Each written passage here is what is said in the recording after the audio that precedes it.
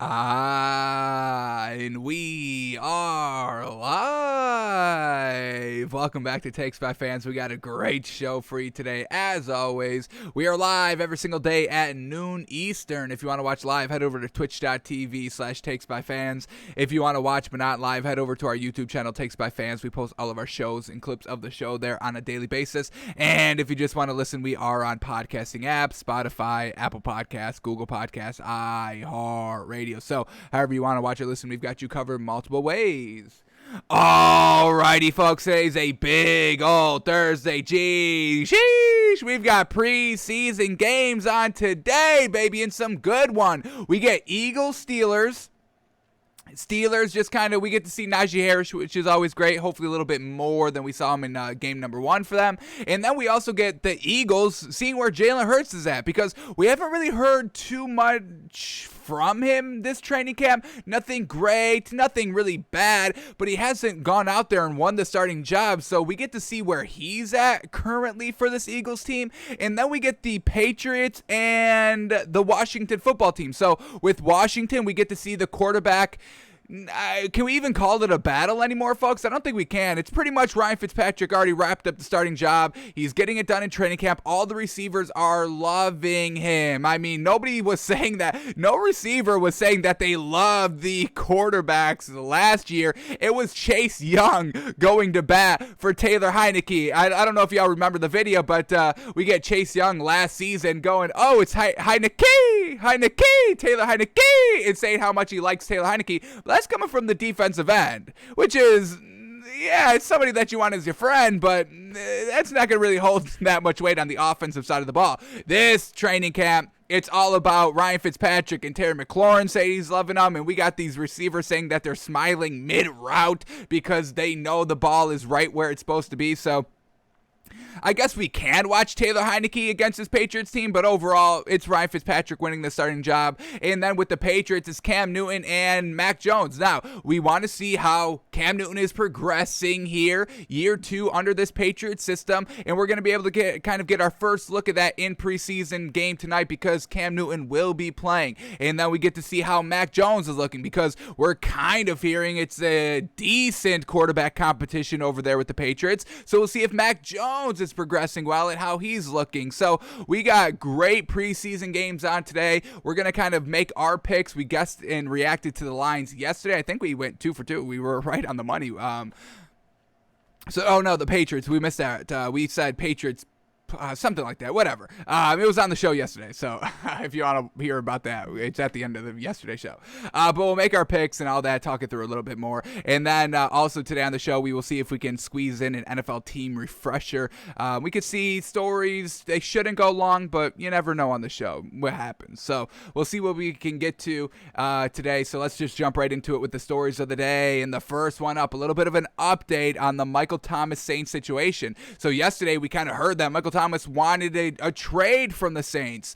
We didn't hear it was official, but some people were reporting that Michael Thomas was asking for a trade. But now it's kind of a whole different story today. We get this. Michael Thomas made the first steps to reconcile his relationship with the team, meeting to discuss the situation. And this is coming from Yahoo Sports. So maybe everything just kind of got overblown for a quick second, and now everyone's like, all right, now that the dust is settled, all right, let's everyone take a deep breath, calm down. Michael Thomas is like, yeah, I probably shouldn't have done that. And the Saints were probably like, all right, we shouldn't have kind of, talked a little ill about you with your whole injury and all that, saying that you ignored us for 3 months. So maybe both sides kind of collectively said, all right, this is getting way out of hand.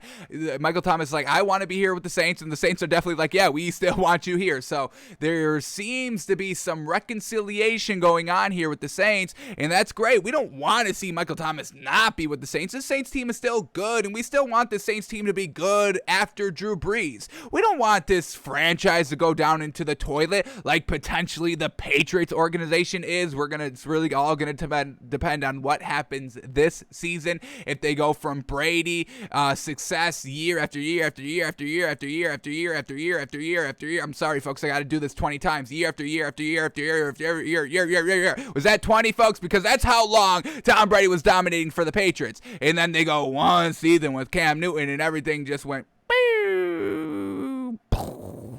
crash and burn on them.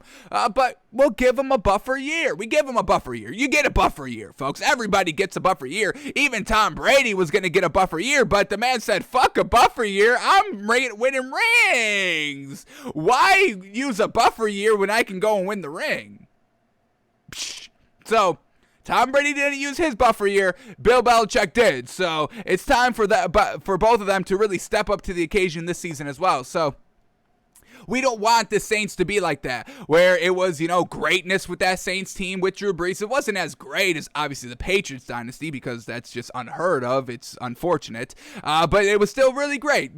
Every single year you expect them to get to the playoffs. Let's quickly go over what the Saints were doing just for, the past 15 years. I'm pretty sure, I don't think they've ever missed the playoffs under Drew Brees, folks. So let's quickly get them up. Here we go. 2020, just last season, lost divisional round. 2019, lost the wild card. 2018, lost conference finals. 2017, lost division. So that's 4 straight years in a row where they got pretty deep playoff runs. And then they ended up missing it 3 straight seasons here. 2016, 15, and 14, going all 7-9. They got to the divisional round 2013. Didn't make it in 2012, but then we go on another nice little streak here. 2011, lost division.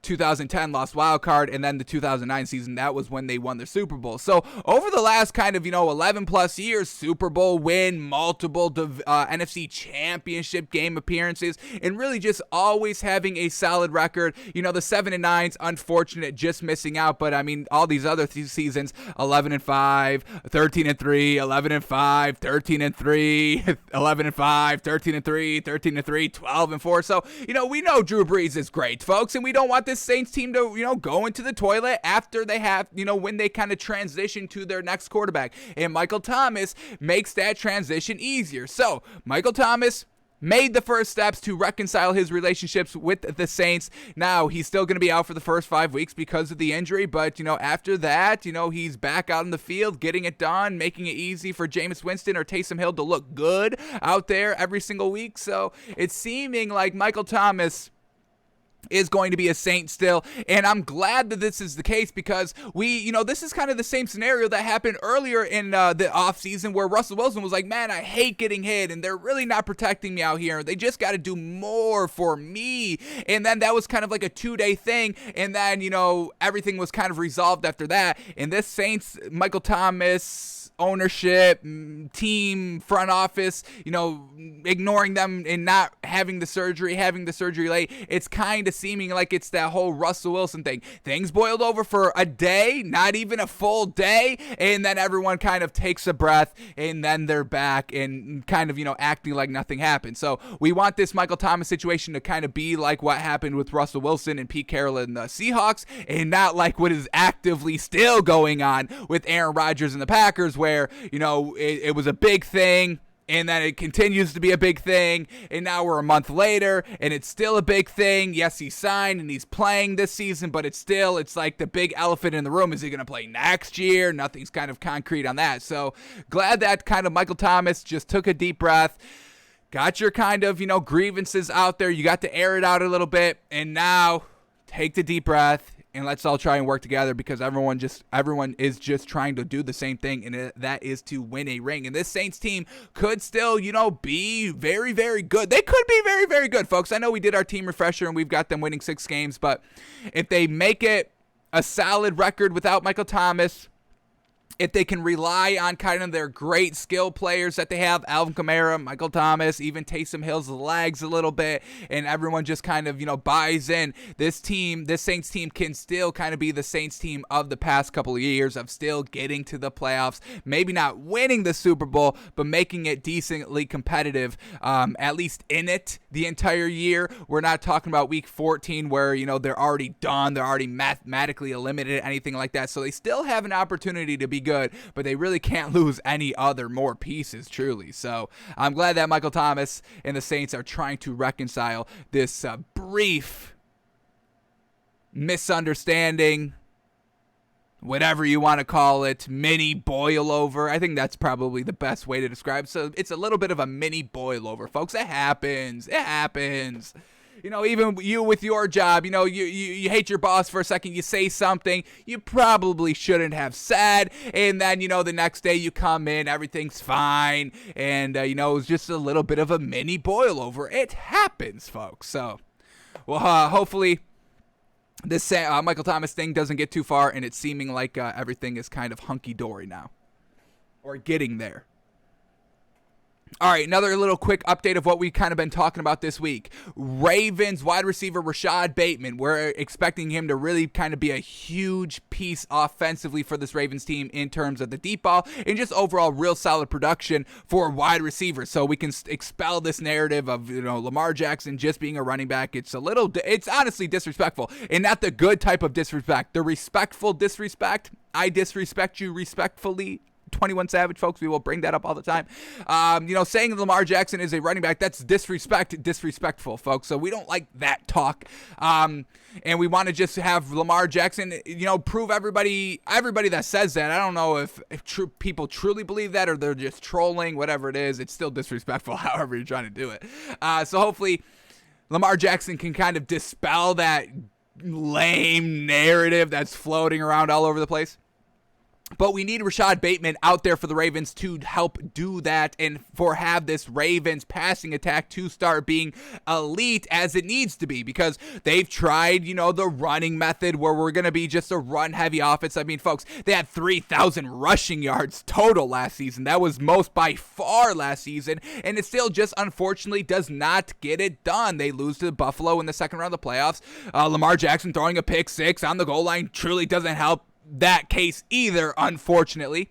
But we still need, higher efficiency offense here with this Ravens team, so we can start comparing truly the Ravens to the Chiefs, because on paper they should be the exact same kind of offense, but we can clearly see the drastic differences when we go and watch both the Ravens and the Chiefs. So we need Rashod Bateman out there, but we said this week that he got into a little bit of an injury, and just every day it's seeming to be worse and worse and worse and worse, and now we are getting this, that Ravens rookie wide receiver Rashod Bateman is going to have surgery to repair a little bit of a tear in his groin, and he's expected to return in September. So first we heard John Harbaugh say it was like 1 to 2 weeks, nothing major, and then it was John Harbaugh saying he's going to be good before week 1, and now we're just getting expected sometime in September. And folks, games start early in September. September 9th, I believe, is the first day of the NFL season. The Thursday, September 12th, is the first Sunday officially of everybody kind of kicking off. But, I mean, that's still early in September. So we got this entire month window. So expect Rashod Bateman to miss a couple of games here. Maybe 1, 2, potentially 3, 4. I wouldn't say any more than 4. I would probably say 1 to 2. But that's still not kind of, what we're looking for. We need this Ravens team to kind of immediately set the tone and get it done start to finish. So once again, Lamar Jackson can kind of play free and not have this nagging, garbage, disrespectful narrative that he's just a running back. And then it just hurts your overall wide receiver core, because we know this man is number 3 on the list. Marquise Brown's number 1, Sammy Watkins number 2, and then Rashod Bateman number 3. So we're hoping for a speedy recovery here for the Ravens rookie wide receiver, so this Ravens team can get off to a good start. Let me bump this story up a little bit. Let me find where it is. Where is it? I want to bump this story up a couple. Right here. Okay, so as we're talking about the Ravens wide receiver, now it's putting even more pressure on Sammy Watkins, and we haven't really totally been buying into Sammy Watkins this offseason. It's we want to see, we know what he can do. We know what Sammy Watkins can do. Those first 2 years of his career were real solid, and then I don't know what happened. The man kind of beefed up a little bit, and not in the good beef, the muscle beef, the little bit of a chubby beef, a little bit. So we weren't really buying into Sammy Watkins this offseason, but we're just getting this now, and this is what we want to hear from the man. So now is truly the time that Sammy Watkins must step up 100%, because now he's really the only deep ball option for maybe the first 3 weeks of the season with Rashod Bateman being out for the first couple of weeks of September. So let's read this, because now we could potentially start buying big into Sammy Watkins. So Sammy Watkins, he's 28.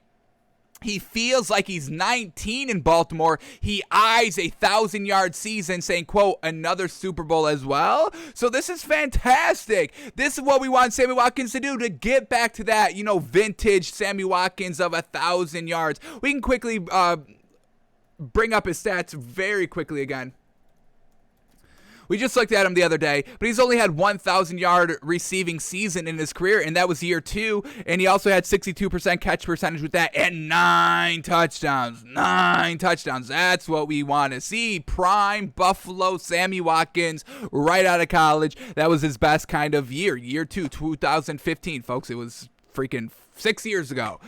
So we haven't really gotten anything good, but if he can return to this, folks, this Ravens team can truly start putting themselves on the map of legit AFC contenders coming out of the AFC to win the Super Bowl. And like we've been saying, this AFC is just getting more tough and more tough and more tough. It's Chiefs, it's Ravens, it's Bills, it's Browns now even. It's the Colts, potentially the Chargers, because we expect Justin Herbert to be good. It's the Steelers in their own division because of Big Ben and that amazing offense, and even Najee Harris. It's potentially the Dolphins if their defense and Tua is panning out year 2. It's the Patriots. You can never count them out. It's Billy B. You still got to give him his respect. So, I mean, we're talking 9, 10. Can we find a 10th team? I think we just rattled off 9. Let me do a nice even round 10. Oh, the Titans. How do we forget about the gosh dang Titans? It's Derek, Mother, Lovin', Henry, folks. So we're talking about 10 gosh dang teams here in the AFC. Can we talk about the Raiders? Potentially. I mean, there is great potential there. So the AFC could truly be a big old gauntlet to run through to try and make your way to participate. We're not even talking about winning the Super Bowl. We're just trying to say participation come Super Bowl Sunday. So the Ravens are really going to have to get their shit together, even in their own division, folks. I mean, we're talking about 3 teams deep just last season in the AFC North. Steelers being winning the division at 12-4, Ravens being 11-5, and even the Browns being 11-5. So not only do you have to be good in your division, but now once you get out of your division, we're talking about everybody else in the AFC. So we need Sammy Watkins to truly back up what he's saying here and truly commit on the field and be that great wide receiver that we know he can be. And hopefully this Rashod Bateman being injured isn't going to hurt him too much, and he can still be very, very productive, because he's kind of wide receiver number 1 out here. Yes, we like Marquise Brown, but he's a little smaller. He's fast, and that's the best thing we love about him, but he's still a little bit smaller, and, him being on the deep ball isn't his forte, and that's where Sammy Watkins comes in. So let's read some of these quotes here and truly, see what he's meaning here when he's feeling young and all that. So here we go. Sammy Watkins, quote, honestly, I'm 28, but I feel like I'm 19. I'm trying to stay young, trying to do what the young guys are doing extra work. Fantastic. Love that. Trying to just, be that man again. Return to prime Sammy Watkins form, and we truly need to see that. What else do we get here? We get another quote. All right, Watkins entering a passing game that pales in comparison to the Chiefs and Rams offense he was featured in the past 4 seasons. Quote, it's not about reviving my career. It kind of is. Reviving your number 1 career. Yeah, you were kind of the number 2 option there with the Chiefs the last couple of seasons. How many seasons did he play for the Chiefs? The last 3 seasons, excuse me. So he's got the ring with the Chiefs, fantastic, and he was always kind of the number 2 option. We like Tyreek Hill because he goes up, even though he's 5'10", he plays like he's 6'4", we love it, and that's what we need Sammy Watkins to do. And Sammy Watkins was honestly kind of the 3rd target out there, because we all know Travis Mother, Love, and Kelsey on the team, even though he's a tight end. So it is kind of a little bit of reviving your number 1 kind of wide receiver on a team career. But let's finish up this quote here. Quote, it's not about reviving my career. I've been to 2 Super Bowls. I did some great things in this league. Now it's like, what do I want out of the time being here? I want to win another Super Bowl. I want to go to the Pro Bowl. I want to have a 1,000-yard season. So it's many other things that I'm focused on this year. I think I can accomplish these goals here and have fun doing it. So that is absolutely great. He's striving for greatness here. He's striving for the Super Bowl, obviously, but he's also striving for the Pro Bowl. He wants to be one of the kind of top elite wide receivers in this league, and that 1,000-yard mark, we kind of, that's a benchmark, folks. 1,000 yards for wide receivers, even running backs. That's what we need to see you to do, to have us buy into you, to have us, think that your team can win games consistently on a consistent basis, and not, a win week 1 and then another win week 8, and you finish the season 4-13. Now that's not what we want to see. We want to see greatness every single game, week in and week out. What did Sammy Watkins do in the Super Bowl? Let's get that up. Was he productive in the Super Bowl? He's been to 2 Super Bowls. Was it once he's been to 2 with the Chiefs. The first Chiefs Super Bowl in 2019, he had, pretty solid. 5 of 6, so 5 receptions on 6 targets for 98 yards. No touchdowns, but, that's really gosh dang good to have 98 yards in the Super Bowl. And he also was kind of getting it done in the postseason in that 2019 run. The first game where they put up 51 points against Houston, he went 2 of 2 for only 76 yards. No touchdown, but 76 yards, that's a real great chunk. It only came on 2 passes. But then in game number 2 against the Titans, 7 of 10 for 114 yards and a touchdown. So he truly was getting it done there for the Chiefs' first Super Bowl. And then last season, when they went back to the Super Bowl, he didn't play in the playoff game against Cleveland. He didn't play in the playoff game against Buffalo. He did play in the Super Bowl, but 1 of 1 for 13 yards. So really not that productive. But I will give him credit for that 2019 Super Bowl run. He was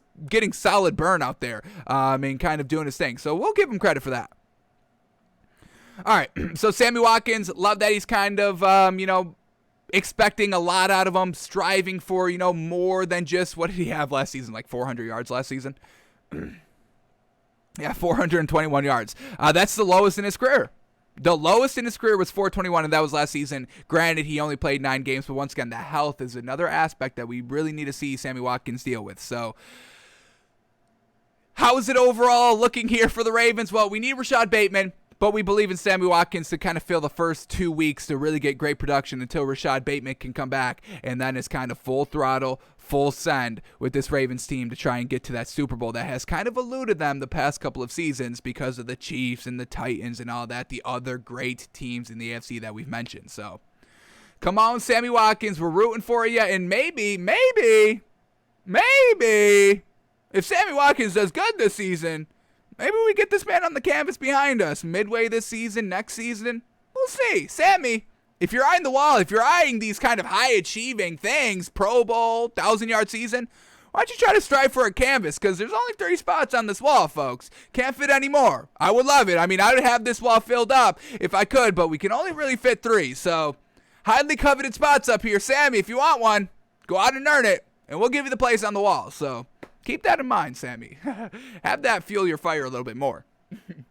All right. Let's keep moving on here. And this is, I don't know. What the hell is this, folks? What the hell is this? I'm so glad that, man, oh man, we took notes and we studied that Hard Knocks tape. Our review is on our YouTube channel. If you missed that segment yesterday on the show, we broke down episode 1 of Hard Knocks.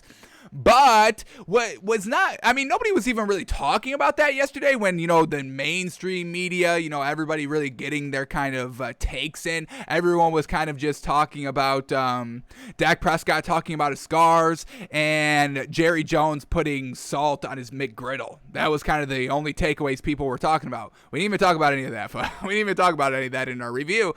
But one thing that we did talk about was Dak Prescott's shoulder injury. We're done with the ankle. The ankle's old news, folks. All right? He's looking good. He's running on it. He's throwing accurately on the run. It's fantastic. The ankle is fine. That's no longer a problem with Dak Prescott. Now it's the shoulder, folks. And we listened very carefully at Hard Knocks. When we watched it, when did it come out? Sunday? When was that? What was yesterday? I don't even know the days, folks. Jeez. Yesterday was Wednesday, so it came out Tuesday. So on Tuesday, when we were watching it, we listened very closely to what the training staff was saying, the main medical doctor was saying, and they said that the Dak Prescott injury was nothing with his bicep, nothing with his tricep, and they called it a lat muscle injury. So we went to good old Google and found out what is truly a lat muscle injury and what is the timetable for him to return. So we talked about this, a grade 1 lat strain, typically requiring 2 to 3 weeks to get better, which is okay. I mean, you've got time to do that, no big deal. But then we're talking about straight grade 2 strains, usually taking at least a month, and maybe Dak Prescott misses a couple of games, a game or two. And then grade 3, which truly, hopefully, is nothing. Hopefully, Dak doesn't have, but we're going to talk about it in a second. Grade 3 strains often require surgery, however, and can come with considerably longer recovery periods. So that was kind of, what we heard from the doctor, the lat muscle injury, and then everyone was kind of just brushing it under the table. Oh, no big deal. Oh, this was nothing. This is nothing. Nobody in the media was really even talking about it. They're like, okay, yeah, this is probably a grade 1, no big deal.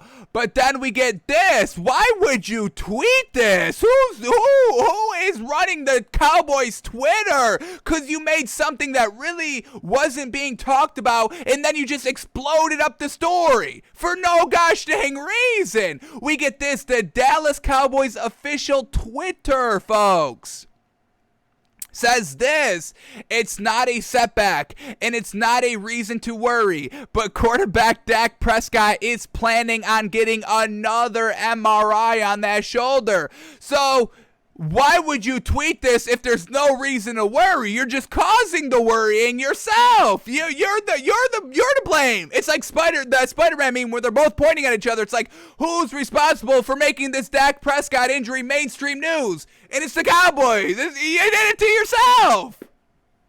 So this is truly not good. Another MRI, and we've heard what Dak Prescott's shoulder injury was all about. It's that full extension of the arm. That's when he starts to feel it, as soon as he goes and fully extends. We heard that right from Dak Prescott's mouth, folks. It's all in the Hard Knocks episode. You just got to listen closely.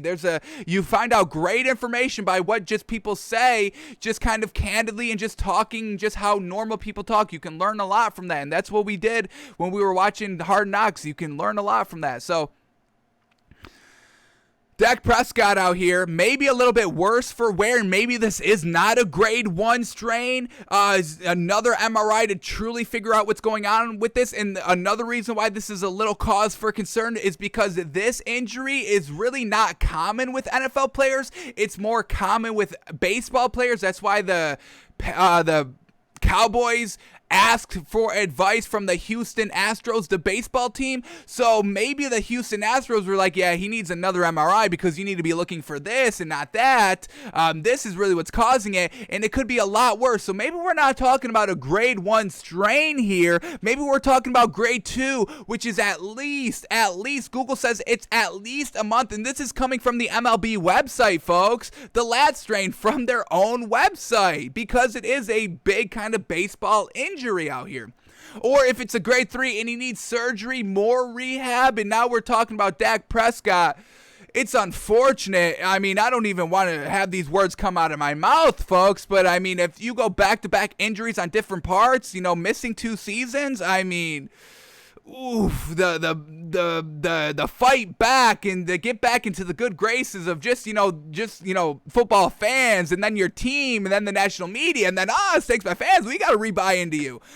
So I mean, that would just be awful for Dak's career, especially since he just got paid, and Jerry Jones was a little hesitant and a little reluctant to pay him early on, because that's why he never even got the deal before getting injured. And then Jerry Jones kind of felt, well, he laid it all on the line, so I guess I got to pay him now. It just looks good. It looks bad if I don't pay him, so I kind of got to pay him now, kind of force into paying him.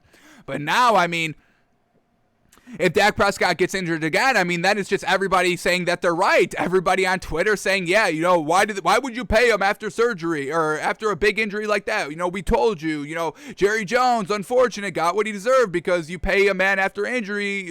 So it's just everybody would be saying, hey, I'm right. It's going to get a little annoying, don't you think? So we definitely don't want that to be the case. So we're hoping this is nothing good, but Dak Prescott's going to get another MRI, and this is coming straight from the freaking horse's mouth, folks. The Dallas Cowboys Twitter, just absolutely, why would you tweet this? Why? You try to have this not make the news. If somebody says, is Dak Prescott, I've heard somewhere, Dak Prescott's getting another MRI. You know, Jerry Jones or Mike McCarthy, whoever's answering, the only acceptable answer is, oh yeah, it's nothing. It's literally just kind of, what the doctors just said he had to do, because that's typical course of getting better. And then they answer the next question, or you just be like, oh yeah, I don't even know where you heard that from. I'm not aware of that. Maybe you try to lie a little bit. So. You just don't go on Twitter and say it's not a setback and it's not a reason to worry, because you're literally telling everybody to worry by saying that. So Cowboys Twitter, their PR team, try to jump out in front of this, which is never a good sign. Whenever the PR team gets in front of it to try to bury a story, it's a lot worse than they are leading on, and that's kind of what it's looking like right here, folks. So maybe Dak isn't going to play week 1, and then the Cowboys would be absolutely screwed because they've got no backup quarterback. I mean, we just watched them in the preseason game. I mean, that was atrocious, folks. They put up 3 points the entire game. Absolutely pathetic. Ben DiNucci, Garrett Gilbert, Cooper Rush. I mean, these are not the guys, folks. None of these are the guys ever. So they're really screwed. They don't have that Andy Dalton to at least provide something that resembles a quarterback out there. So we're obviously going to keep a big ol' eye on this Cowboy situation. I mean, how can we not when we get Hard Knocks? So next Tuesday's episode should be, could y'all? Oh my God, I can't even wait now for episode number 2. So we'll watch episode number 2 like a hawk when it comes out on Tuesday, and pick up any other nuggets, any other breadcrumbs about this Dak Prescott shoulder injury. But another MRI? That's never great. Yeah, we need another look, because that first look, we were hoping it's not as bad as the first look, but we're gonna have to take another second look at this. Get him back under the microscope. Get him back under the camera. So not good there. All right, let's still talk about Dak Prescott, because he had a quote yesterday, and I don't know what the hell this man was thinking when he said this. All right, here we go. Dak Prescott focused on wins, not stats, by saying, quote, I don't want to throw for 6,000 yards. That means we're not running the ball. So in context of this quote, somebody, asked Dak Prescott, how it felt when you were on pace to throw for 6,000 yards last season, which he was, folks. I mean, we did talk about this. I remember I don't know when. I mean, it was probably couple months ago, but let's get up his stats again, because his stats were fantastic, and y'all know we love the 5,000 yard season here. Throwing for 5,000 yards, highly coveted. No longer, because we're in the 17 game era, so we're gonna have to find that new magical number, probably like 5,250 now, probably another 250 yards, a little bit average-ish on what these kind of quarterbacks are throwing in a game. But it's gonna take a couple of seasons to kind of get that official number under our belt. But folks, we'll track it and we'll have that number out to you as soon as we have that number. But in the 16-game era, that 5,000 yard coveted season, like only 10 quarterbacks have ever done it in the history of the game, and Drew Brees did it like 4 times himself. Dan Marino did it once in the 80s. Shout out to that man. I don't think Tom Brady has one. Aaron Rodgers may. Jameis Winston's got one. It's a real exclusive list right here, and that's definitely a number that we love to see. So the fact that Dak Prescott through 1,800 yards. Let's get the extrapolation up again. I know we've done this, and I forget the actual number, but we'll do it again. Why not? Always refreshing. No worries. So he threw for 1,800 yards in just 5 games. Just 5 games, folks. I mean, oh my gosh, that's just so amazing. I love that, folks. Oh man, I should get this number. This number may be on the canvas behind us next season. Just 1,800 yards in 5 games. That's all that's gonna be on the canvas behind us. That's amazing. But he was averaging 371 yards a game, folks. I can't get over that. That's just brilliant. So he missed 5 games. So that's 11 games of throwing 317 yards.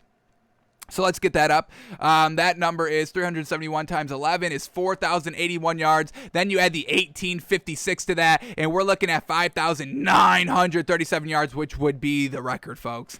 So let's just round that up to a nice round 6,000, and now we've got this man as the greatest quarterback of all time. If you ever throw 6,000 yards in a 16 games NFL season, I will say you are the greatest quarterback to ever do it, and I don't care. I don't care if you never win a Super Bowl. I don't care if you never win another game after that. I don't care. It's just, that's what I want to see right there. So Dak Prescott, humble Dak Prescott out here saying, quote, "I don't want to throw for 6,000 yards. Are you out of your goddamn mind? Are you actually out of your goddamn mind if you ever throw for 6,000 yards, even in 17 games season? I mean, if you throw for 6,000 yards, that's still going to be real gosh damn good, folks. Like, we will still respect that 6,000, even if it is in 17 games. But Dak, come on. What are you smoking, man? I don't want to throw for 6,000 because that means we're not running the ball. Screw running the ball. You just put up 6K through the air.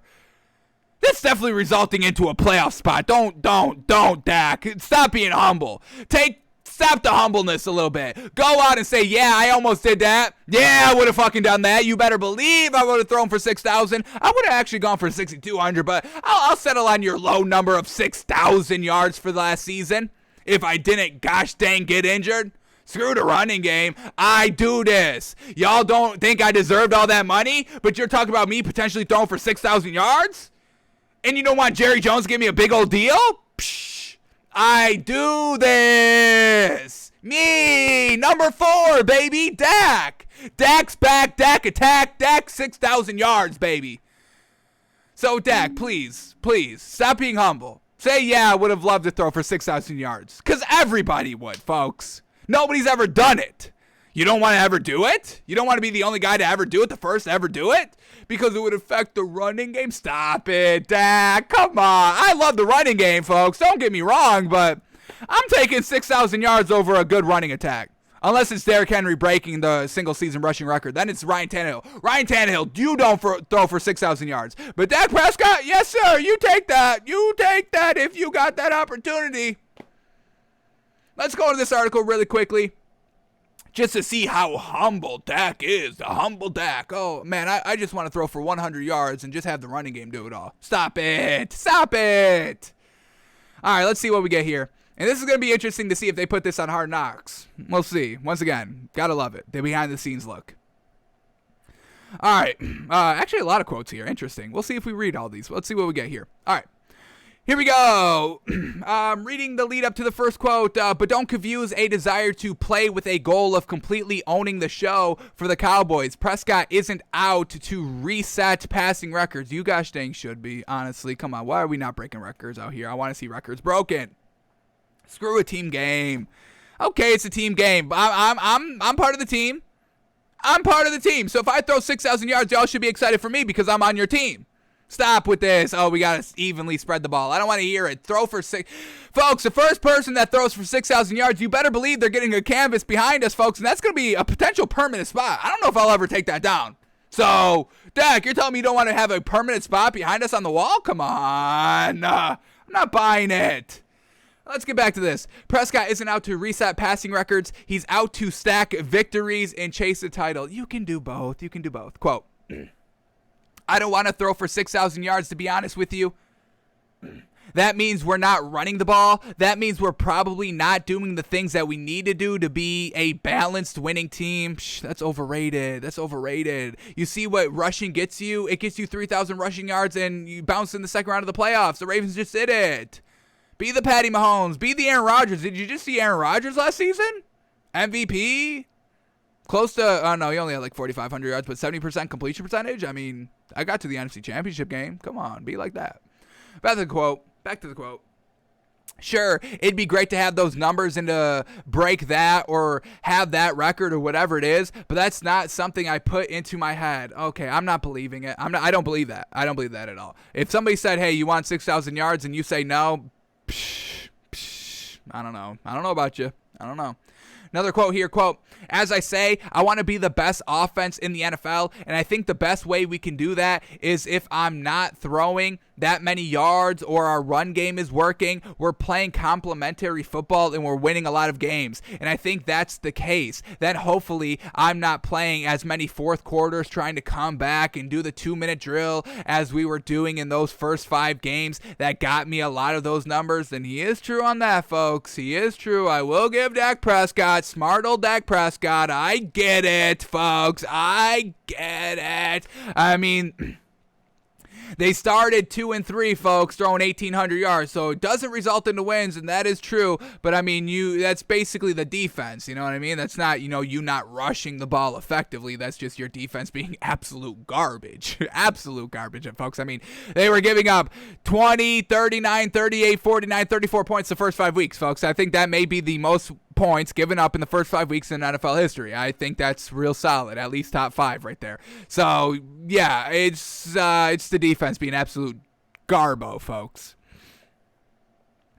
All right, so humble Dak Prescott. All right, I'll give him it. What else do we get to here? Another quote. Let's read the lead up quickly here.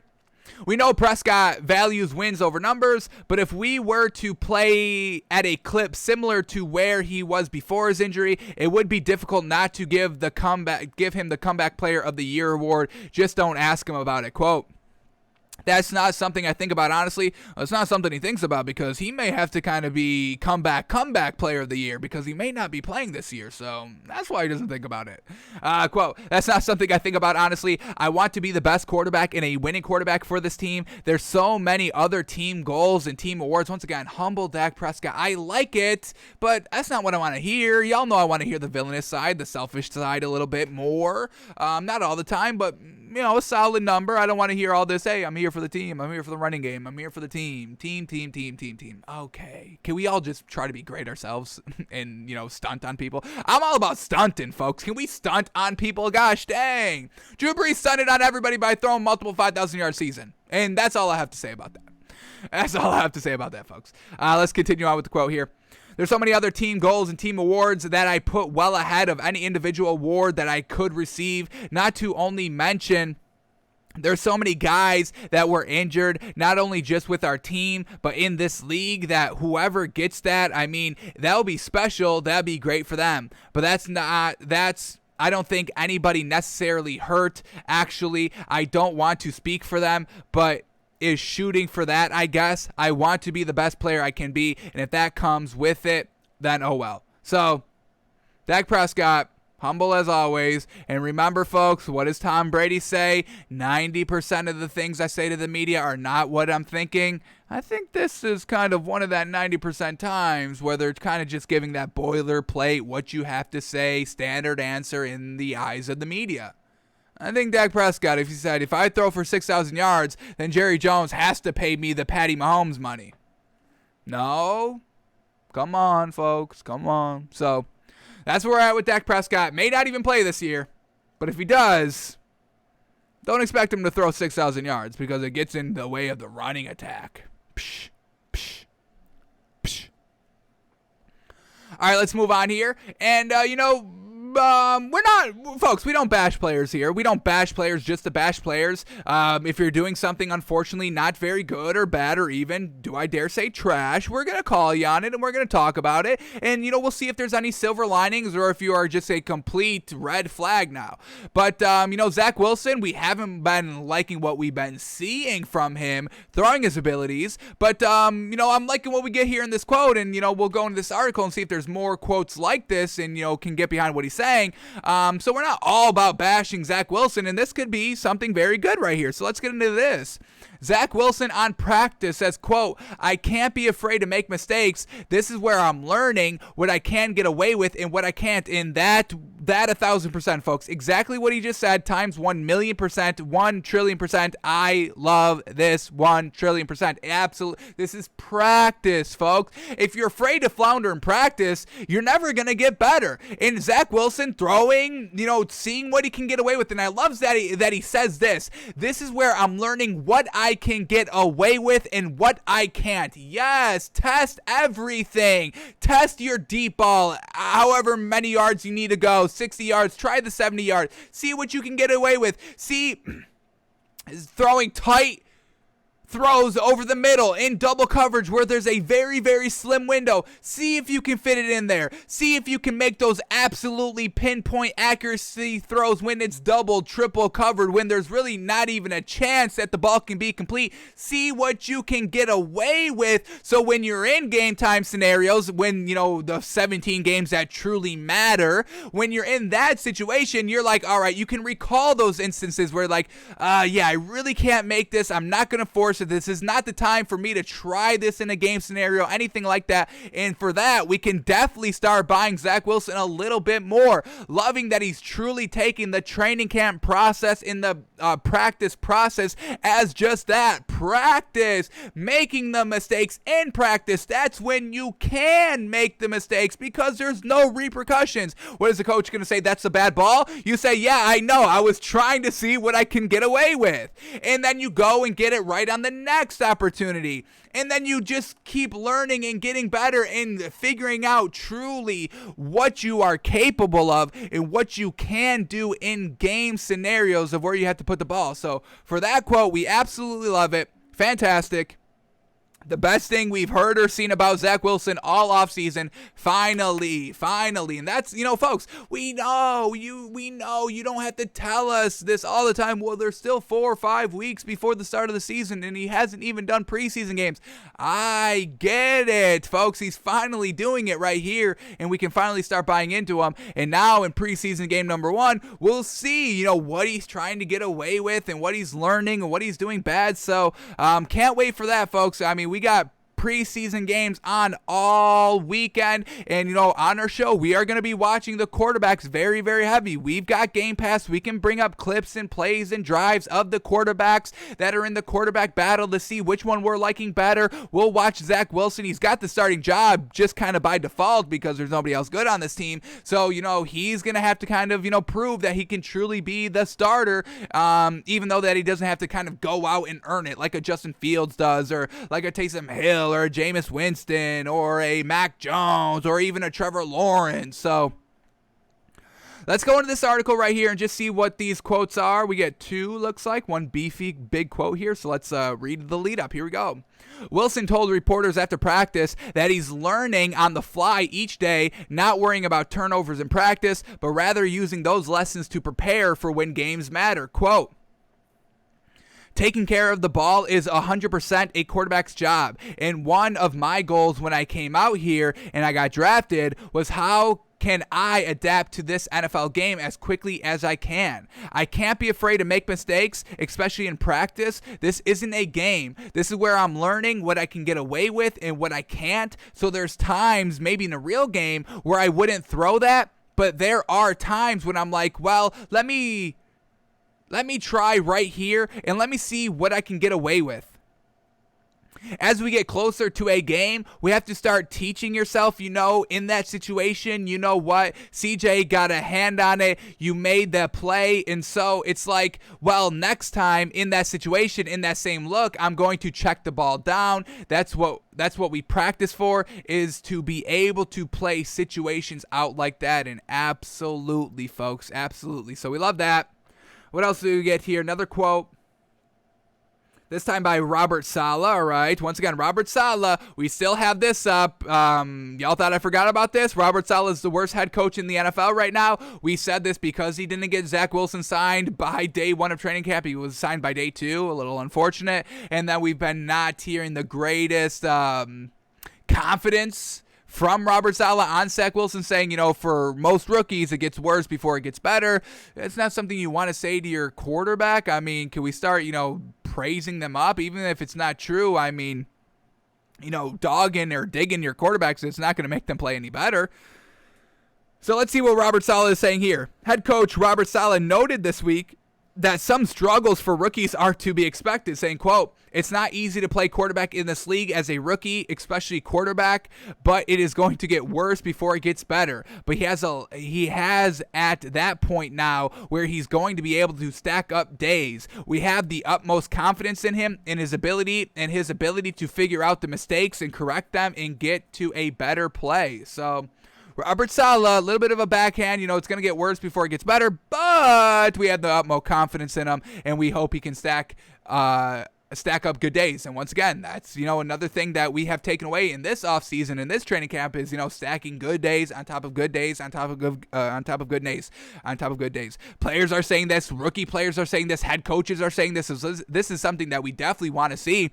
And this is why we like Justin Fields, because we have seen the good days on top of good days on top of good days. Tua is having good days on top of good days on top of good days. I know we haven't really been talking about Tua a lot, but that is just because we never had our doubts on Tua, so we're not really trying to prove anything to anybody by forcing his plays down your throats. But just know, watch out for Tua. He's coming this season, folks. It's nothing y'all can do. Y'all can try and run and hide, but he's coming. It's Tua's coming out party this NFL season, and he's going to be absolutely fantastic. He's going to be magnificent. He's going to put everybody on notice. So just if you want to run, if you want to try to get the head start of the running, folks, you got a month. It is officially 1 month. It starts September 12th, and today is August 12th. So 1 full month of running. Let's see how far y'all can get.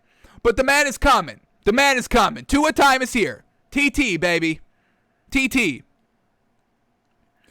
So that's where we're at with Zach Wilson, folks.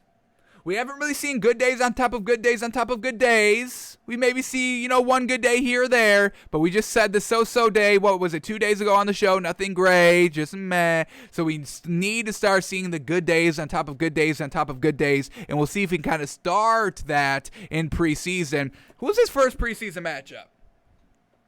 What do we got the Jets looking like in their preseason game? Can't wait for that. Ooh, that show the following day when we can watch. Hopefully Game Pass, the people that run Game Pass. I don't know who y'all are, but you better make sure that those preseason games are up there to watch the following day. You understand me? Because there's no time to waste here. We can't take a day out of the show because you're not prepared. So be on your shit, please.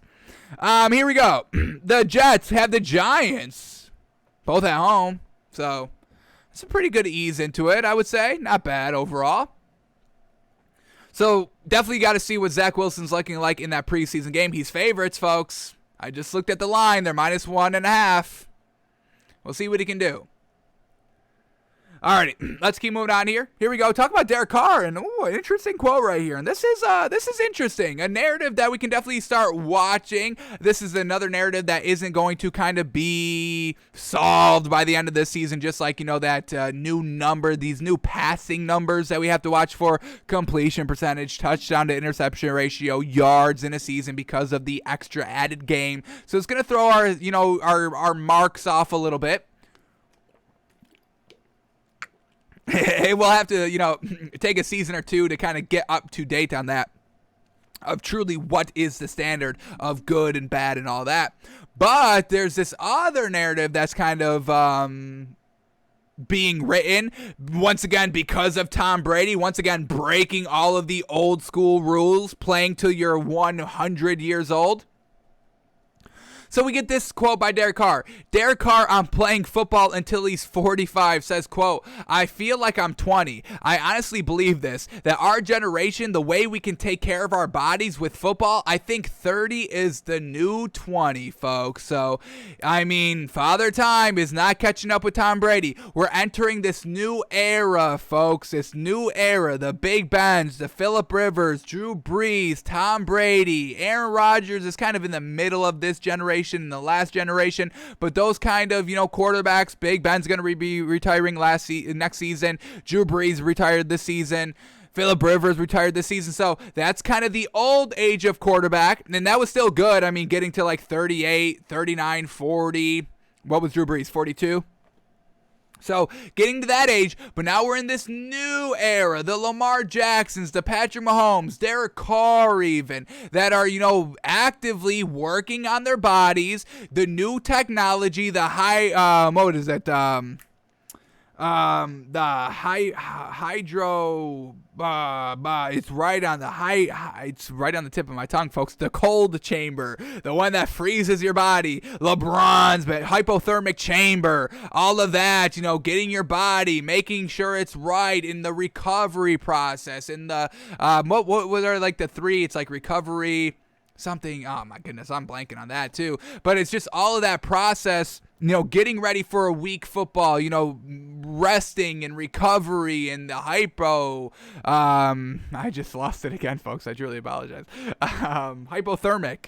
Is that what it is? Hypothermo chamber? Something like that? The cold, folks. It freezes you. So, LeBron's got one in his house. Tom Brady does it. Eating healthy. Now we know what is actually right with nutrition, and we don't have the garbage food pyramid anymore. I mean, folks, what the hell was that? The food pyramid telling you to eat like 1,000 carbs a day. It's like, what are you trying to kill us? Was that the goal? I don't want to get conspiratorial, but what the hell was that about? Because we're kind of starting to learn that the food pyramid was kind of bullshit, and we're learning that. We're figuring it out. Nutrition, athleticism, saving your body is, the new wave. It's really the new wave, especially with these athletes and the trainers that have millions of dollars that can afford all of this and take care of their bodies the right way. So watch out for these quarterbacks and maybe just players in general. We'll kind of, see the wide receiver position as we're entering this new age of wide receivers and just overall new era of athleticism. And that's something, I kind of put a decent amount of stake into, is that we're always progressing, and athletes and just players are always going to continue to get better and better and better and better. So, when we're talking about, great quarterbacks from the 80s and the 70s and even the 60s, I'm like, I gotta say that everybody right now is better than them. Yes, they were great for their time, but I mean, are we gonna call, Dan Marino the greatest of all time or anything like that? It's just like, I can't. I mean, he played in the 80s, 90s. It's like competition has risen, athleticism has risen and gotten to a higher standard. So, and that maybe that's just something that's going to come with age. Obviously, I'm young. I'm only 25. I have my one generation. I grew up on the Tom Brady's. I grew up on the Big Bens. I grew up on the Phillip Rivers. I'm growing up on the Aaron Rodgers. So now as we're entering this new wave, and I can start kind of firsthand compare, the last generation to this generation, and 2 generations from now to the Tom Brady's, and 4 or 5 generations from now back to the Tom Brady's, and I've got this great perspective of watching everything live and everything unfolding right in front of my eyes, and then I can go and compare, and then once again test this narrative that just, athleticism, the quarterbacks now in the 2030s are going to be better than, what they were now in the 10s and the teens and all of that. And the ones from the 50s are going to be better than the ones in the 2030s. And the ones from the 2060s are going to be better than the 2050s and all that. But that is going to be something that, I'm just going to have to experience and then, retool and think about. Because we all hear, these kind of, old, I don't want to call them old heads, but the OGs, sports commentators and analysis and all that saying, oh my God, Michael Jordan was the best. And, because they lived through that. I didn't live through the Michael Jordan era. I've lived through the LeBron era. So I kind of consider LeBron James the greatest of all time just because I wasn't able to see Michael Jordan live in every single game, year in, year out for his entire career. But, kind of the OG media heads, the older heads out there are saying, Michael Jordan's the greatest of all time. So they're kind of holding on to their past. Do they truly believe that? Or is that something that they're just like, I'm just sticking to, what I grew up with, and that's what I consider great. So that's just going to be something that we, watch for, and we'll, update it as much as we can, how often as we can, because that's what we do here on the show. So watch out for this new wave, folks. The new wave of quarterbacks playing into their 50s potential. I mean, if Tom Brady's going to 45, is it out of the realm of going to your 50 when, maybe not this generation of quarterback, maybe next generation going to 50? Just being wild? Being wild now? I don't know. So Derek Carr is feeling good, folks, and he's got some great numbers these last 3 seasons. Got to translate the wins, but I wouldn't mind watching Derek Carr playing till he's 45 with all these numbers that he's putting up. Great completion percentage, great yards. We love it. Touchdowns a little light. That's it. But, other than that, we've got no problem watching Derek Carr till he's 45. Definitely got to watch Patty Mahomes till he's 45. I mean, geez, gotta. But Derek Carr's up there. We'll give him his credit. So he's feeling good, folks. Alrighty, here we go. Let's keep moving on here. Jaguars head coach Urban Meyer was at the podium. And once again, I just don't believe anything this man says. Is that bad? I know you don't have to kind of be right to the media, like forthright and honest with the media. I get that, but I just don't believe anything that this man says. And it stems from the Tebow thing of, how he's trying to kind of say he didn't have a big hand in signing Tim Tebow. Folks, that's the only connection. That's the only connection, Urban Meyer. Tim Tebow. That's the only connection. I'm not buying into this that, his coaches, his coaching staff kind of, approached him and all this and took it from there. I'm not buying any of that. And then we get this little quick quote here. I don't know how much y'all want to read into this. I don't know. But a reporter asks, let me get the exact wording up here. Hang on.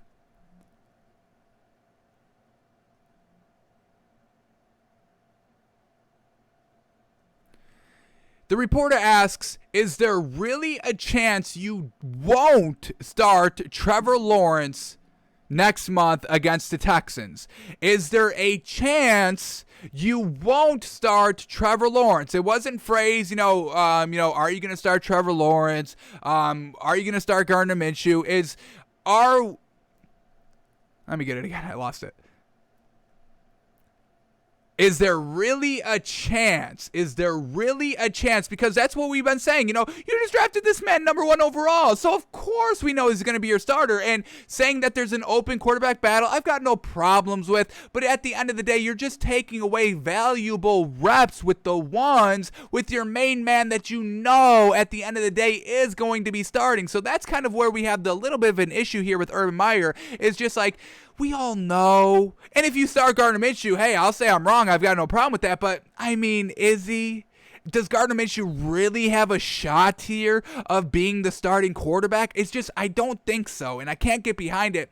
But Urban Meyer kind of playing this game of really not telling the truth and kind of, I don't know what his end goal is. I don't know what his aim is here by doing all this, by separating himself from Tim Tebow, by not immediately calling Trevor Lawrence the day 1, week 1 starter. I don't know what his end game goal is here. And we have to remember that this man is still a first-time head coach in the NFL. So maybe he's trying to outsmart everybody, but, maybe it could definitely backfire in his face. So this is definitely something we have to watch with Urban Meyer here this season, just of how well of a head coach he is. A couple years removed from the sport in general and never a first-time coach in the NFL.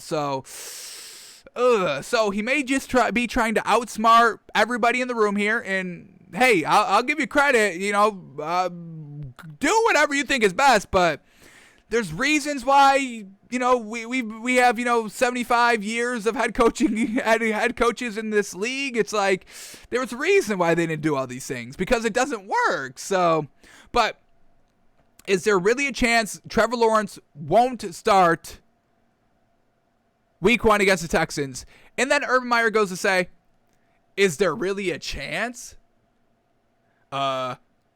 Well, we'll answer that when when it gets a little bit closer. So it's just like, he's trying to dance around the issue a little bit. That's just what I'm trying to hear. I don't think I'm trying to make this fit this narrative. I truly look at everything, very unobjectively, however it's pronounced. It's a lot of syllables in that, folks.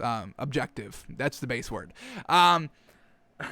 So I don't know, man. It's just he doesn't give off like an authentic vibe to me for some reason. But maybe I'm reading too much into this. I'm trying not to. Maybe I'm crazy, but it's just something about it, dude. I don't know. Is there really a chance Trevor Lawrence won't start week 1? Is there a chance?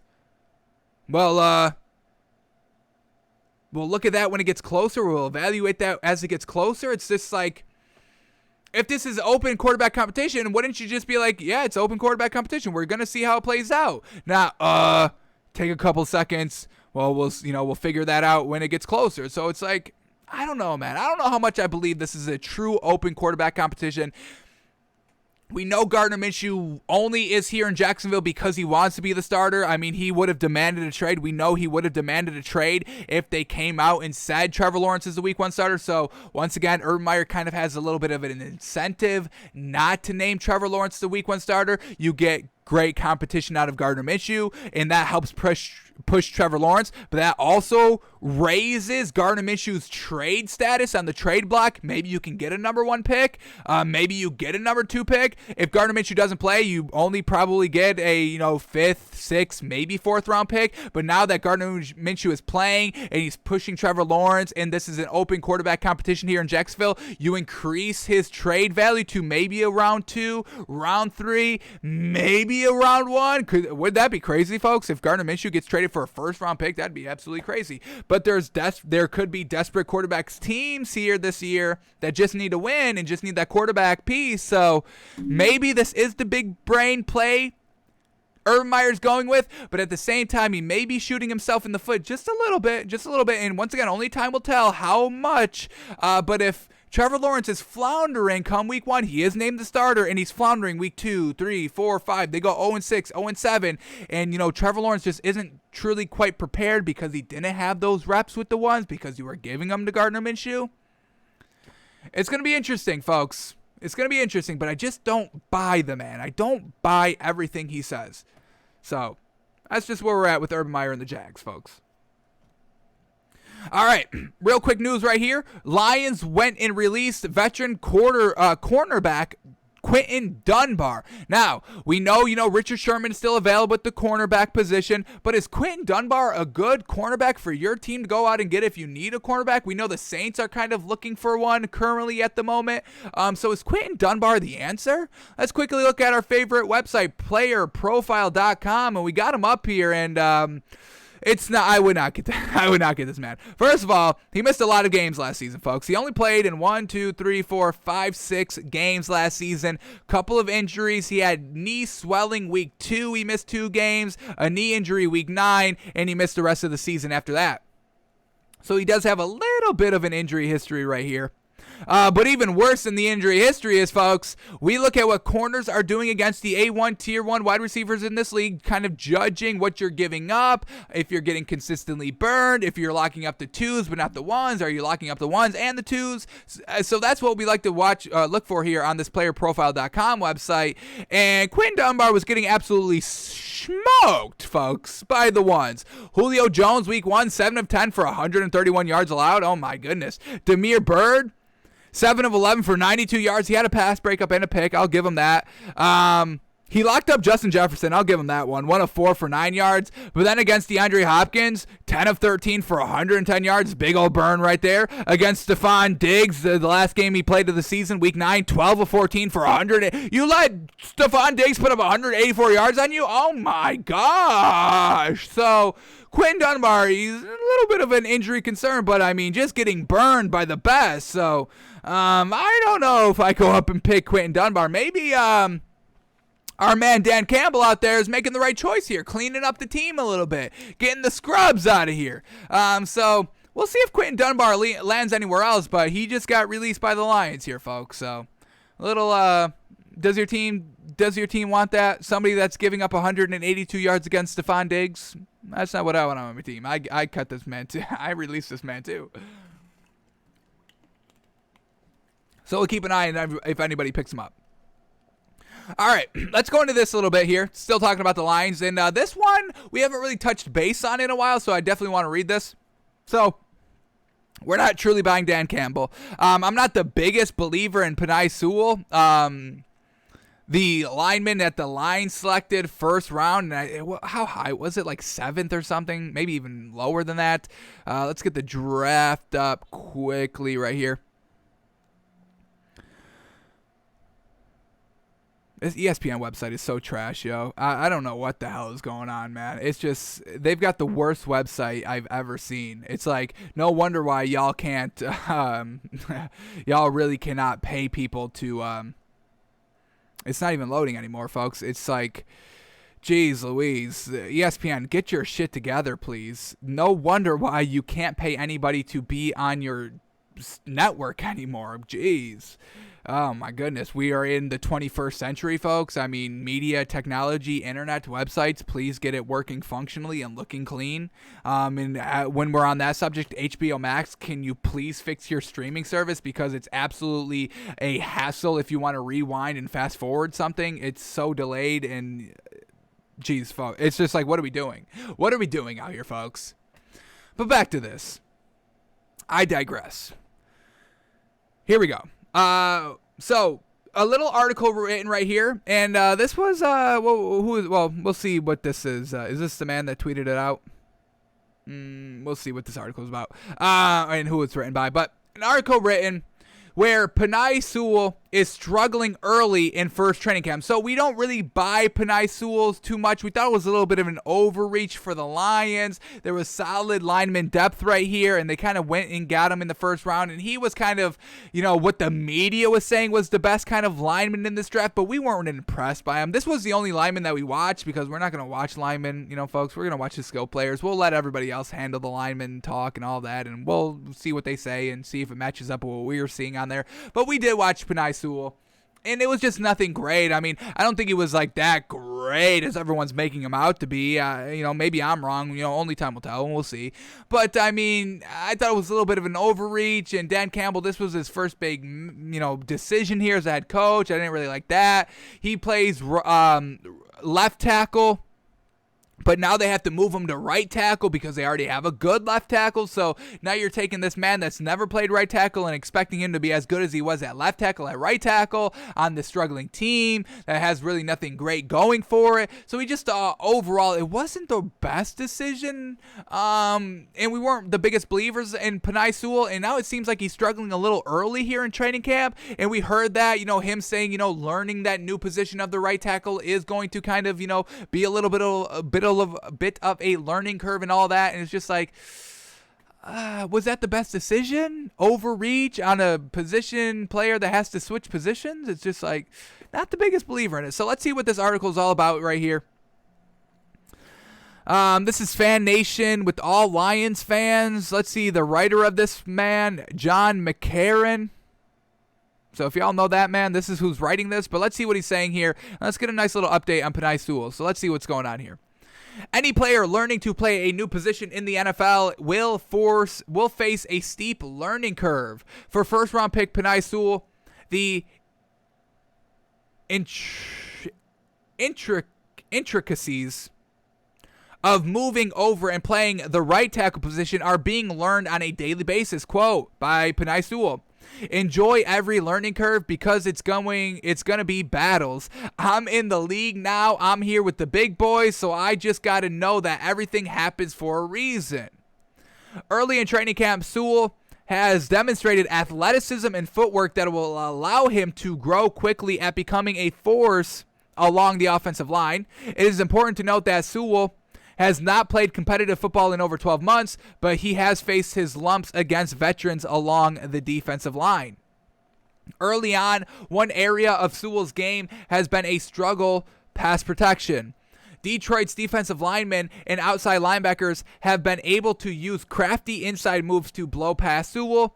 Austin Bryant, Bruce Hector, Deshaun Hand, Romeo Okora, and Deshaun Cornell have all battled Sewell and given him all he could handle the first 3 weeks of camp. According to an observation from USA Today's Lions Wire, quote, Sewell has a tendency to get his weight set to the outside and quicker moves to the inside are beating him. This isn't the first day Sewell had this issue, and it's a reminder that he's a 20-year-old who hasn't played football in almost 2 full years. It shows at times. So another just kind of knock, of everything that the Lions did. I don't think this was the right decision, but he could prove us wrong, and we'll see what he's looking like. I'm sure he's going to get some solid burn here in preseason to shore him up a little bit. Let's finish the article right here. While it may take slightly longer than expected for Sewell to acclimate, matching up against the team's top players on defense will speed up his learning curve. That is true. Quote, who is this? This is Dan Campbell, head coach here. Quote, that actually gives me hope because I know Romeo is going to give him a full day's work every day. Walk through to the finish of practice, start to end. He's going to get somebody that's got length and a motor. He's crafty, knows how to use the skills. He's going to force this guy to get better fast. So, we know, there's videos floating around here on Twitter about, Dan Campbell and the whole Lions organization being so happy that Penei Sewell was able to drop down to the Lions in the draft.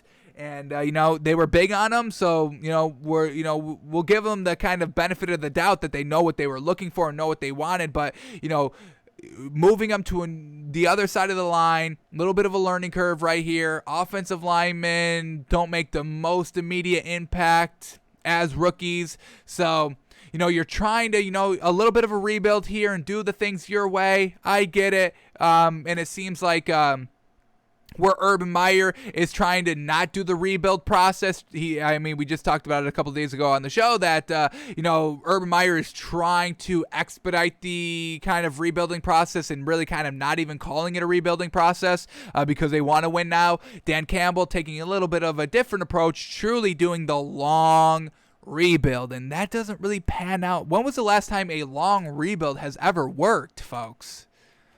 Has it ever worked? A long rebuild that at the end of it they won a ring? When was the last time that happened? I can't think of one. Do you call the Seahawks a total rebuild? You get Russell Wilson, bring in Pete Carroll. But that wasn't even a full rebuild. What did Russell Wilson win a ring his second year in the league? How many years did they have Russell Wilson? So I don't even know if we can count that. So we'll see. Once again, I'm not the biggest buyer into Dan Campbell. I'll try to give him the benefit of the doubt, folks. It's hard to do that. It's harder and harder to do that every single day when we have to hear from the man. But I'm not knocking on anybody just to knock on people, folks. I want to see players be great. I want to see everybody be great, but I just don't know about this Lions team, folks. It's like they haven't made the right decision in the last 20 years. So, now Dan Campbell's the guy. We'll see. So, Penei Sewell, learning curve, trying to get better. Probably won't be that big impact player come week 1.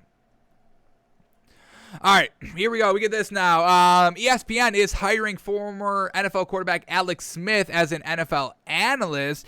Don't think he's going to be with Teddy Bridgewater in the booth. We kind of know Teddy Bridgewater's pretty much going to be doing Monday Night Football. So let's see what we get in this article just to kind of see the true extent Alex Smith is going to be doing here at ESPN. So let's see if we get anything good here. ESPN is adding another quarterback. The Post has learned. The recently retired Alex Smith has signed on to be an analyst across ESPN NFL shows. For his rookie TV season, Smith will just be dipping his toes in the analyst game as opposed to taking on a full-time role. He will appear on shows like Monday Night NFL Countdown, amongst others. However, if both sides like how it goes, it could lead to a larger commitment. Smith had tryouts to become a Sunday game analyst for both Fox and CBS. Fox decided to sign Mark Sanchez, while CBS will not replace Rich Gannon. So, couldn't make kind of that broadcast role. We kind of know RG3. He was kind of big on the broadcast role, bidding war between Fox and ESPN. But good for Alex Smith right here. I think he's got great insight. I think he's kind of got just a good personality overall. He's likable, comeback player of the year and all that. Fans are loving him, so he's definitely going to attract attention here of ESPN.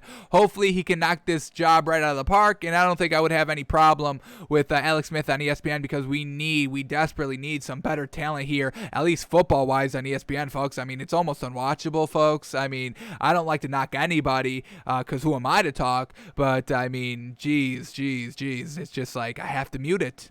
It's unfortunate, folks. I mute ESPN. CBS, I'll listen to Tony Romo. I'll listen to that pregame show all day long. Fox, forget about it. They got one of the best pregame shows there is. They got some good announcers. Joe Buck, I'm loving it.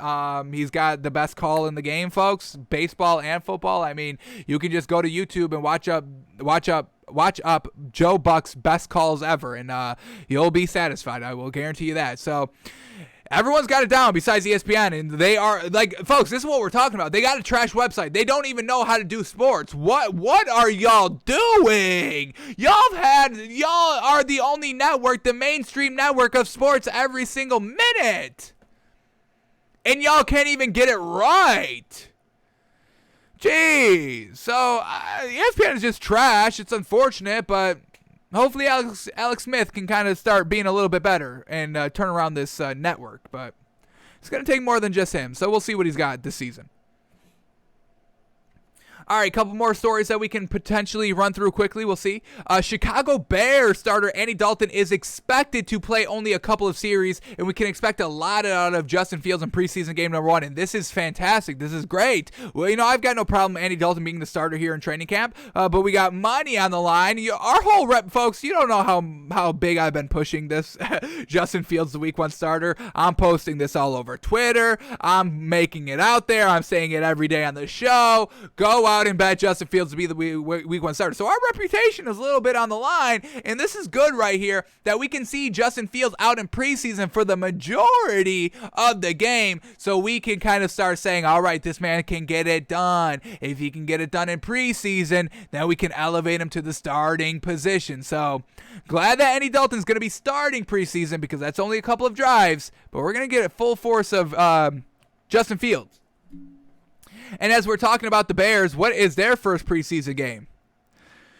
Ooh, they got the Dolphins. That Dolphins defense, I mean, if Justin Fields can go against that, maybe we're talking about something good. And, that can shore up our Justin Fields to be the week 1 starter. And as we're talking about that, let's just quickly see if there's anything updated on that line. Did it go up? Did it go down? It will probably move a little bit, either for good or for bad, depending on how well or bad he does. And in these preseason games, but Justin Fields to be the week 1 starter is still plus 400, folks. Still plus 400. Doesn't seem like any have really changed. Has not seen any has really changed. Deshaun Watson is still at plus 550. Jameis Winston is still at minus 190. So, watch out for Justin Fields in preseason, folks. He's going to get his big old workload. All right, so let's move on to this. Another quick story right here. I mean, folks, we just got big on Saquon Barkley finally being back out there. And now, what did we get yesterday? New York Giants, some notable players on offense who did not practice. Saquon Barkley. Great, folks. I don't think a week 1 return is in the cards. And I'm depressed. I'm upset. I'm depressed. Kadarius Toney also didn't play, and Kenny Galladay also did not practice yesterday. So, Saquon, man. Saquon, folks. We just want to see him out there. We just want to see the man run. That's all we want to do. Is that too much to ask to see another grown man run? Saquon Barkley. All right, we get a little update on Jimmy Garoppolo yesterday, and it sounded like it did not go good. This guy on Twitter, publisher of Sports Illustrated All 49ers, he's got 19,000 followers on Twitter, so we'll take it, with a little grain of salt, but we'll still kind of, say it means a little something. It holds a little weight, not a lot, little tiny weight right here. But he says this, let me get it up because I accidentally just closed it out. This man says this: if Jimmy Garoppolo plays week 1 the way he played today, which was yesterday during practice, he won't play week 2. And now we know some of these teams are having joint combined practices just to kind of get a little extra feel of going against another defense that maybe has better players overall across the board at some select positions, and just a team that isn't familiar with what y'all know and what you can get away with and what the tricks are, and seeing if they kind of work against a team that doesn't know. So Jimmy Garoppolo going against another defense out here. If Jimmy Garoppolo plays week 1 the way he played today, he won't play week 2. Once again, another kind of big spot for Trey Lance because we've been hearing some great things about him. So we can see Trey Lance in preseason and see how he works out. All right, and then we get this. Chicago Bears, Justin Fields shined in joint practice with the Dolphins. The Bears and the Dolphins are practicing because they are facing each other this week. And once again, here's our Twitter clip right here that we said on the show. Have y'all bet Justin Fields to be the week 1 starter at plus 400 odds yet? And we've been pasting this all over social media. So we have stake in this, folks. Our reputation is on the line. Forget the money. I don't care about the money, folks. I do this for the reputation, for the clout. Give me the clout. So Chicago Bears, Justin Fields shined. Andy Dalton shined? Do we got a story about Andy Dalton shining? No. We got Justin Fields shining, shine bright like a diamond? Come on, folks. The man's the week 1 starter. Could we all stop playing this game? Vegas, will you stop playing the game? Matt Nagy, will you stop playing the game? We know. Say it. So we can cash in. Damn. Alrighty, another clip out of here of training camp, and sheesh. All right, once again, this is teams going against teams here. This was a joint practice yesterday between the Broncos and the Vikings, and y'all know we are big on Jerry Jeudy, the wide receiver for the Broncos, and this man just put absolutely the footwork on this man. Look at this cut and footwork. Ooh, that quick little cut right there, burned the corner, and he was able to kind of make a wide open catch. He was able to kind of get that solid half a yard of separation right there, and he's able to be wide open across the middle of the field for, a nice completion right there. Easy peasy. So, once again, we're big on Jerry Jeudy. We know he's going to be fantastic, and, that's why this quarterback is truly important for this Broncos team, because they believe that they are a quarterback plug and play away from kind of being contenders here in the AFC. I don't think as much as plug and play as the Colts are, but they still got a real solid defense, a real solid offense, pieces all over the field, but they just need that quarterback, and Jerry Jeudy is definitely not going to be the person holding this team back if there is any. So Jerry Jeudy getting in that great work here in training camp, beating Vikings corners. And can't really see, is this Patrick? That doesn't look like Patrick Peterson. Newly acquired Viking right here. Don't really know what this corner's doing. Don't know who that is. I guess we can potentially try to look it up quickly. Very, very quickly. Don't even want to spend time on this. But we'll see. Number 24 for the Vikings. Corner.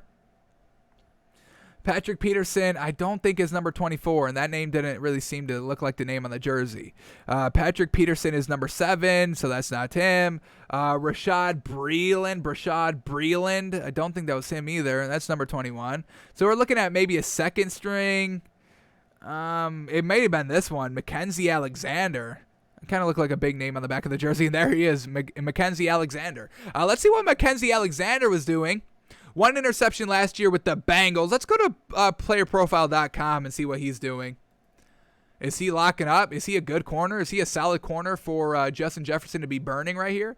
So let's see what Mackenzie Alexander was doing last season. Missed 1, maybe 2 games. About 3 games last season. Against Keenan Allen, 0 of 2 for 0 yards. Against Jarvis Landry, 3 of 3 for 63 yards. It's a big old burn. Against Zach Pascal, 4 of 5 for 50 yards. Against Jarvis Landry, round 2, 4 of 5 for 88 yards and a pass breakup. Another burn. James Washington of the Steelers, 0 of 0. Steve Sims, 1 of 2 for 3 yards, but he's nothing good. Golden Tate, 4 of 8 for 37 yards, 3 pass breakup. CeeDee Lamb, 4 of 4 for 70 yards. Once again, another big burn there. Juju Smith-Schuster, 3 of 4 for 28 yards, a pass breakup, and an interception. Not bad on him. So overall, he's not the best. So Jerry Jeudy burning him, maybe not the best in the grand scheme of things, but overall, it's just that great footwork of Jerry Jeudy out there. So fantastic there. Great watching that man work. All right, and then watching, cornerback, wide receivers work here in this is not joint practices, but this is rookie corner going against Keenan Allen, the best wide receiver for this Chargers team. So Asante Samuel absolutely locking up Keenan Allen, folks. Just look at this. Look at this great play right here. Here we go, Asante Samuel in the blue. Keenan Allen in the white, great footwork there, keeping in front of them, and then coming up and playing the ball and breaking it up. Keenan Allen got no separation from Asante Samuel Jr. out here. No separation at all, and you can see the height disparity. You can see the size disparity right here, folks. I mean, just look at this, folks. Look at the size between the wide receiver. Just so much more bigger, more beefier than Asante Samuel is, but he's got great speed, great size, not even great size, but just great technique and great speed to keep up with them. and then just to go out there and bat away the ball, fantastic. So Asante Samuel Jr. being truly a shutdown cornerback out here, and that's great. We don't really have him truly that high here on our cornerback big board. He isn't last, but he's number 4 out of the 5 that we went into heavily depth into. We got Patrick Surtain 1, J.C. Horn 2, Caleb Farley 3, and then Asante Samuel 4 above Greg Newsom, who we have number 5. So Asante Samuel looking to play the part right here, looking to be in that starting rotation of corners for this Chargers team, and rookie kind of emerging. We'll definitely take that. So watch out for Asante Samuel Jr., and we all know the dad, Asante Samuel, fantastic as well. So he learned a lot from him, obviously. All right, last story to go over here. We got another top 5 takeaways, this time from Albert Breer on the Raiders training camp. So let's see what he's saying. We just want to really kind of get a great look at John Gruden. That's really it. All the moves that he's been making haven't really, been the biggest home run hitters in the eyes of the media. A little bit of an overreach sometimes. Going into his 4th year here, and we need wins. So let's see what Albert Breer has to say about what the Raiders have been doing in training camp. So here we go. Takeaway number 1. 2 skill guys to watch: wide receiver Bryan Edwards and tight end Foster Moreau. Oh, you ain't got to tell us to watch tight ends, baby. We'll watch that man all day. Injuries limited both in the past. Each looks stronger, is playing faster in 21. Both will have roles. And, the great thing about the tight end right here, Foster Moreau, is that he only has to play kind of second fiddle over Darren Waller. So hopefully he can get a little bit burned with kind of, the second team and all that, and, elevate his spot here, because we know, tight ends, tight end university, folks. How many times do we have to say it? And unfortunately for Foster Moreau, that man did not get invited. So unfortunate. All right, takeaway number 2. Depth is good on offense. Willie Snead's another example. Staff loves his vet presence. So that's another great thing. That's veteran presence, and then just that depth there at just the offensive position. And that's something that we have, decently, said about here. For this Raiders team, we absolutely love the offense. They've got really skilled players everywhere. They even have kind of 2 deep running backs as well. Wide receiver goes deep on deep. Willie Snead's like their 4th option, I think we've said. We can quickly take a quick look at their depth chart. Josh Jacobs, Kenya Drake in the backfield. We all know we love that. Darren Waller, you don't even need a number 2. But I mean, their wide receivers: Henry Ruggs, Bryan Edwards, Hunter Renfrow, John Browns, Zay Jones. Willie Snead is listed as their 6th, folks. 6, and we're big fans of John Brown, the speedster out there. So they've got speed and height, folks. We talk about that all the time. So they do have great depth. And once again, Albert Breer agreeing with us, folks. You got to give us some credit here at some point. I don't know when, but you got to give us some credit. We've been boasting. We've been gushing about the Raiders' depth on offense. All right, here we go. Takeaway number 3. Provided good health, the defensive line should be improved. They've consistently challenged in a reshuffled offensive line, and Yannick Ngakoue should make a difference as a rusher. All right, we are a little hesitant on Yannick Ngakoue because he was kind of the big name in free agency last season, and he didn't really do anything. So let's see if we can kind of get back to that big form that everyone was kind of hyping him up to be in 2020, in the 2020 season. Just unfortunately never really got to that point. Unfortunate. All right, takeaway number 4. Trayvon Moehrig, their rookie safety. Yes, and we have him number 1 on our safety big board, Trayvon Moehrig. So Trayvon Moehrig has impressed, can do a little bit of everything, and is showing rare cover skills for a safety. And that's great because they already have a good safety, and Jonathan Abram. So if they can get Trayvon Moehrig up to speed and then have Trayvon Mullen and Casey Hayward Jr. as their corner, the defensive backs here for the Raiders could be another bright spot, outshining potentially the offensive just depth there as well. So if they can get Trayvon Moehrig up to speed and good to go week 1, once again, the Raiders have all the pieces to be good. John Gruden, we're looking at you to lead this team and be that main kind of pinpoint to bring everything together on a weekend consistent basis, because that is something we have not seen from the Raiders the last 2 seasons. Consistency in winning. They haven't done it, folks. 7-8 wins. Nothing great.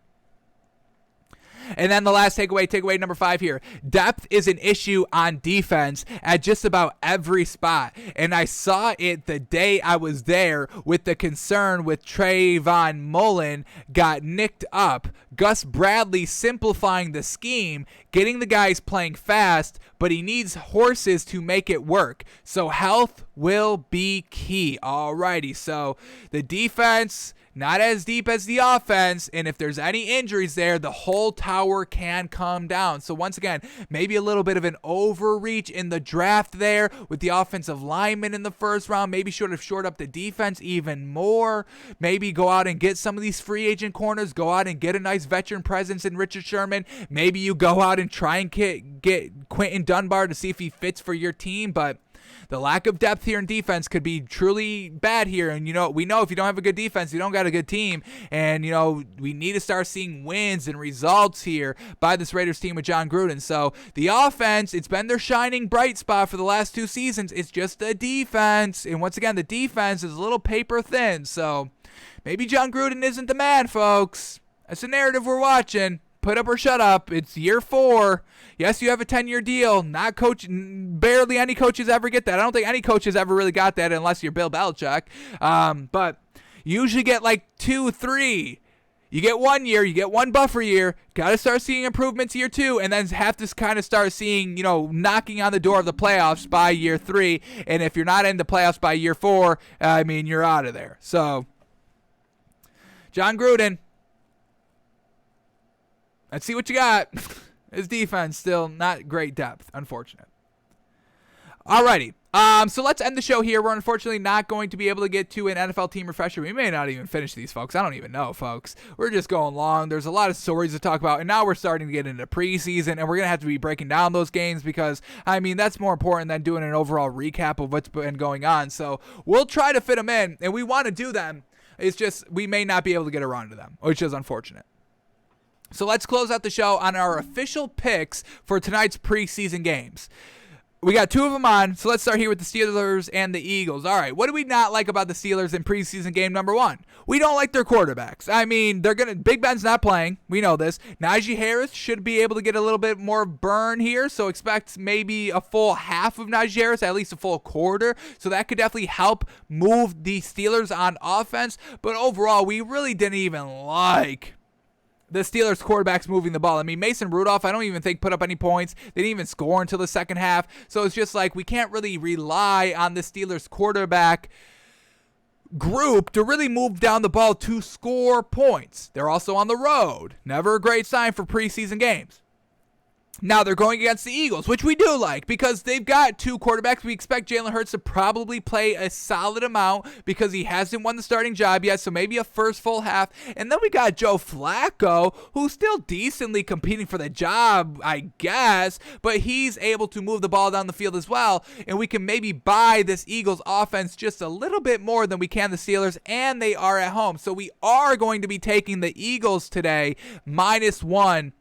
In the preseason game against the Steelers. It's really just coming down to how well they can move the ball on offense, because that was kind of the main takeaway in the Hall of Fame game, the first preseason game of the season.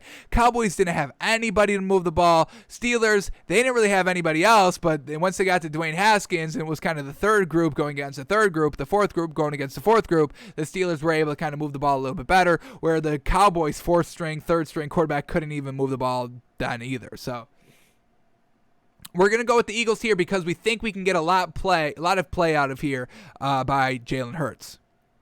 Alrighty, and then we get Washington and the Patriots. And didn't this one just start at Patriots +2? Am I bugging? Did this come down this much? We told y'all we like the Patriots +2. Wasn't that what it is?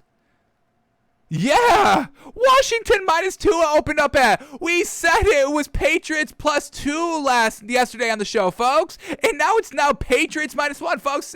See, y'all were listening. Thank y'all. We kind of told you we were choosing the Patriots yesterday on the show +2. We thought that was great value. And now it's Patriots -1. Jeez Louise. We know. Will somebody give us our gosh dang due, folks? I don't care if it's a big do. I want a small little do out here, folks. Is that too much to ask for, folks? When have we ever been wrong, folks? Come on. I want a little do on this that we loved Patriots +2, and then just 24 hours later, it goes all the way. That's a 3-point flip, folks. That's big. Patriots +2 to Patriots -1. Big time. And we called it first, so I don't know, folks. I want a small little do. Sorry. Jeez, but here we go. Washington Patriots, folks.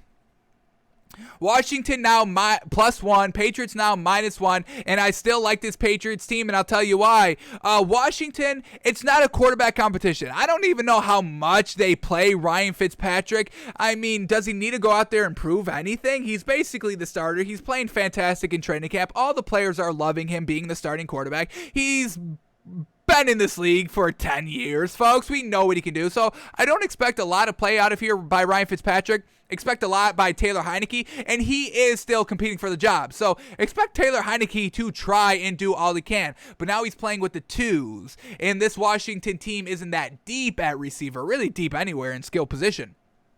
They are also on the road. Then we get the Patriots. Cam Newton, he's going to be starting. And once again, it's a little bit of a quarterback competition here. Cam Newton doesn't have to do that much to win the starting job, but he is going to be out there for this preseason game, and he is going to be playing in, solid, maybe a first full quarter, maybe even a first full half. I don't think a first full half, but I definitely think a first full quarter. And then we got Mac Jones. Once again, he's competing for the starting spot as well. He could go out and win the starting job. They are also at home. It's Bill Belichick. Bill Belichick is going to have this team ready to rock, folks. I mean, they're at home. It's Bill Belichick. No messing around. He will have his guys ready to go. The starters, the second team, the third string, and the fourth string, they will all be ready to go. Where Washington, we had a little bit of a distraction with the COVID scenario, where they were like one of the lowest vaccinated teams overall, and then we had Ron Rivera come out and be like, "Hey, I'm immunocompromised, and y'all are still not gonna get the vaccine." So a little I mean, folks, it's real minuscule. I'm not putting that much weight into this, but maybe a slight divide overall on the team just because of the COVID scenario. I'm talking slight. I'm not even putting that much weight into it, folks, but I do think it's something there. So I'm taking the Patriots straight up here. -1, straight up, whatever. We'll go -1. We locked in +2 yesterday, basically. So we're going with the Patriots here.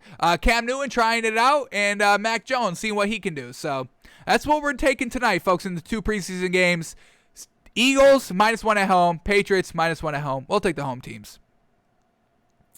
All right. That's going to do it for us today, folks. Thanks for tuning in. Thanks for listening. Thanks for watching. We are back live, noon Eastern tomorrow, doing it all again.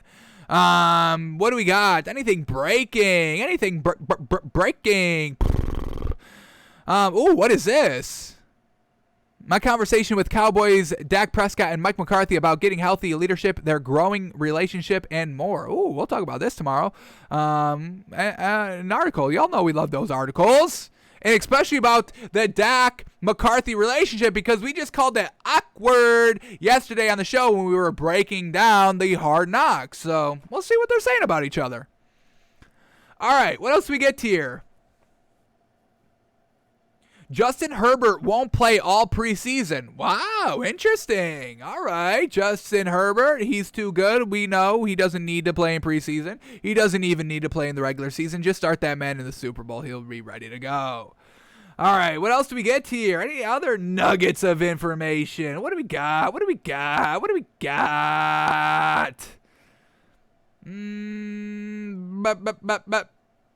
All right, that seems to be it. Kyle Shanahan says Jimmy Garoppolo will play one series Saturday, then hopes Trey Lance will play the rest of the first half. Wow, okay. Alrighty, folks.